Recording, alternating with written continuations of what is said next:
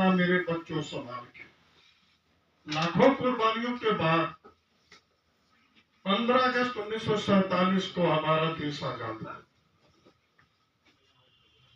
2 साल 11 महीना 18 दिन में हमारा संविधान बनकर 26 नवंबर सन 1949 को बाबा साहब भीमराव अम्बेडकर ने अपनी पूरी टीम के साथ राष्ट्र को समर्पित किया।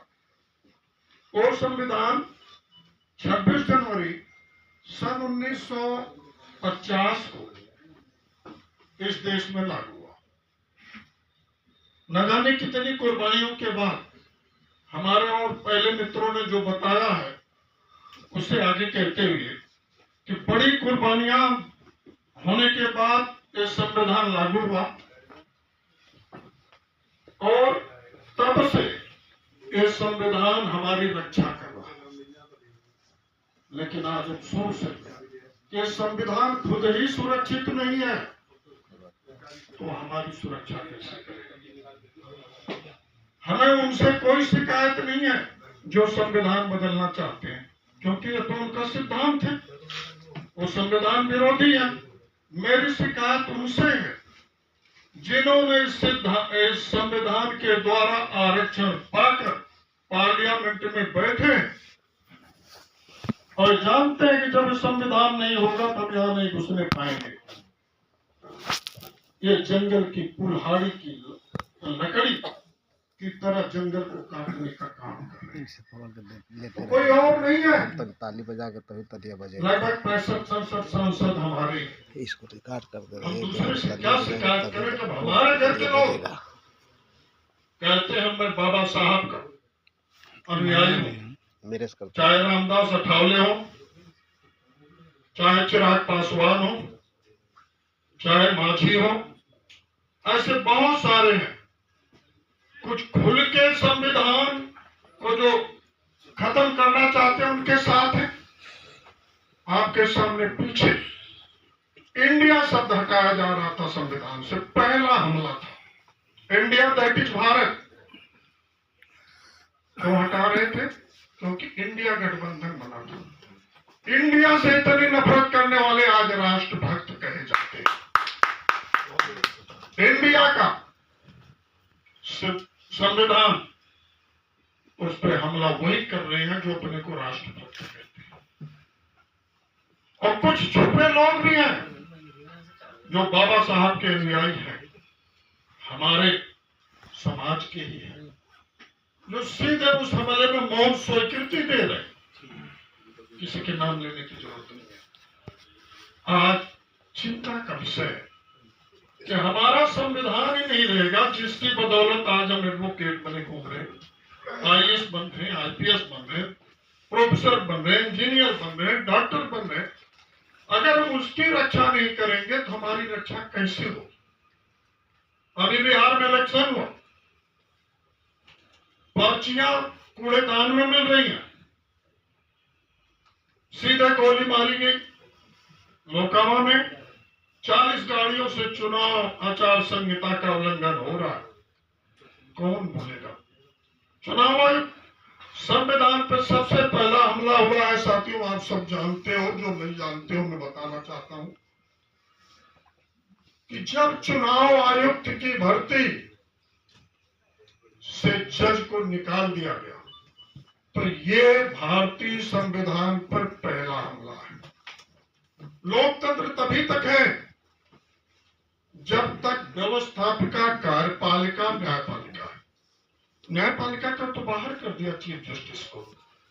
तो मैं समझना चाहता हूं, शायद मैं गलत हूं, जब जज नहीं है तो तानाशाह है या राजा है?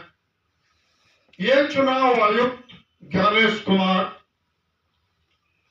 मोदी के कैबिनेट मंत्री के रूप में काम कर रहा है, कैबिनेट मिनिस्टर भी, क्योंकि उसकी भर्ती तो मोदी ने की है, अमित शाह ने की। अगर विपक्ष होता, जब 2 सत्ता पक्ष के हो गए, 1 विपक्ष का हो गया, तो इसका क्या मतलब? वो तो जो चाहेंगे वही होगा। इसीलिए न्यायपालिका थी कि एक पक्ष, एक विपक्ष, एक चीफ जस्टिस ऑफ इंडिया। तो वो नियंत्रण बनता, गलत आदमी नहीं जाने पाता। तो ये इस हमले से जब चीफ जस्टिस बैठ वहां पे मुख्य चुनाव आयुक्त गलत चुना गया, ये हमारे संविधान पर पहला हमला है। हम सबको सजग होकर इसका विरोध करना चाहिए कि अगर चुनाव आयुक्त एक तरफा है, एक अनुशासित सिपाही के रूप में मोदी जी के काम करेगा या जो भी सत्ता में रहेगा उसके पीछे काम करेगा, तो लोकतंत्र कहां बचेगा? बच भी नहीं रहा। जजेस पे इतना दबाव होता है कि वो कुछ कर नहीं पा रहे। जब तीनों शक्तियां एक तरफ जाएंगी, इसी पे तो बाबा जी के आंखों में आंसू आए थे कि अगर गलत लोगों के हाथ में संविधान चला जाएगा तो संविधान कैसे सुरक्षित होगा? जब संविधान नहीं सुरक्षित है तो देश कैसे सुरक्षित होगा? अब बात यहां आती है कि हमें क्या करना चाहिए। हम समाज के प्रबुद्ध वर्ग में से आते हैं, हम एडवोकेट। क्या मैं किसानों से उम्मीद करूं? क्या मजदूरों से उम्मीद करूं? क्या जो सर्विस में है अपनी नौकरी जाने के डर से एक शब्द नहीं बोल पाते, आईएएस बन के लोग जा रहे हैं, एक डंडे से पूरे आईएएस को हाका जा रहा, पुलिस को हाका जा रहा।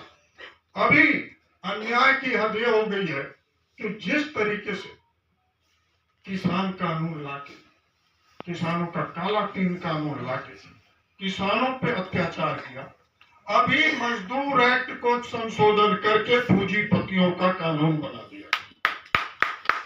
ये दूसरा हमला है। सारे मजदूर हमारे समाज से आते हैं, उनकी लड़ाई कौन लड़ेगा? मजदूरों के खिलाफ हो रहा है। हम सबकी जिम्मेदारी है।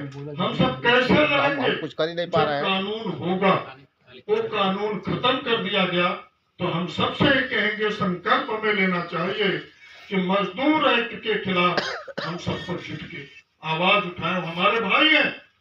संविधान रह के क्या करेगा जब संविधान चलने नहीं पा रहा? इसी संविधान का मिसयूज करके काला कानून तब लाए जब कोरोना चल रहा था, विपक्ष को पता ही नहीं चला। अब लागू परसों कर दिया।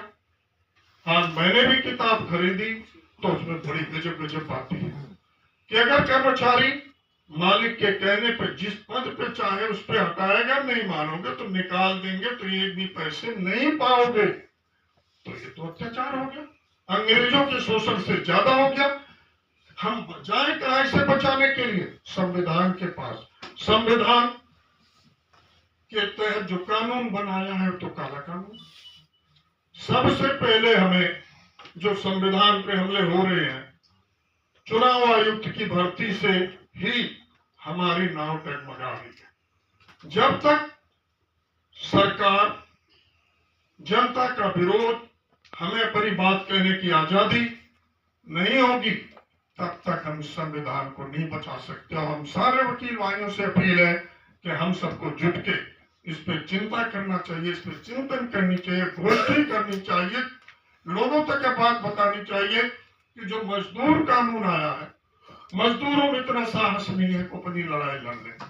12 घंटे ड्यूटी ली जाती है, 12 घंटे बाद वो आएंगे, घर जाएंगे, खाएंगे, पिएंगे, सोएंगे, समय कहाँ? फिर अगला दिन आ गया। उन्हें अपनी किताब पढ़ने का मौका कहाँ? इतने पढ़े कहाँ है? कौन लड़ेगा? अगर हम आज संविधान दिवस पे बात कर रहे हैं तो लगातार 2014 से संविधान पे हमले हो रहे हैं, लेकिन क्या कोई पुरजोर आवाज आज तक उठ पाई? आज से ही हम सब संकल्प लें कि हमें जरूर ये जो कानून आया है और जो पहला हमला हुआ जिसपे ना तो सुप्रीम कोर्ट ने रोका कि इलेक्शन कमीशन की भर्ती गलत हुई है, वो समझो उन्होंने बुनियाद रख दी लोकतंत्र को खत्म करने की। जो हमारे राष्ट्रपति महोदया, इनको मंदिर में जाने से आज भी रोका जा रहा। अयोध्या में मंदिर बनाए, उद्घाटन करने से रोका। तो हमारे धार्मिक, शैक्षिक और बोलने की आजादी सब पे हमले हैं। मैं चाहूंगा, बड़ा समय मिला मुझे, बहुत बहुत धन्यवाद आप सबका। जय हिंद, जय भारत। थैंक यू बहुत बहुत धन्यवाद दानवीर यादव जी। और मैं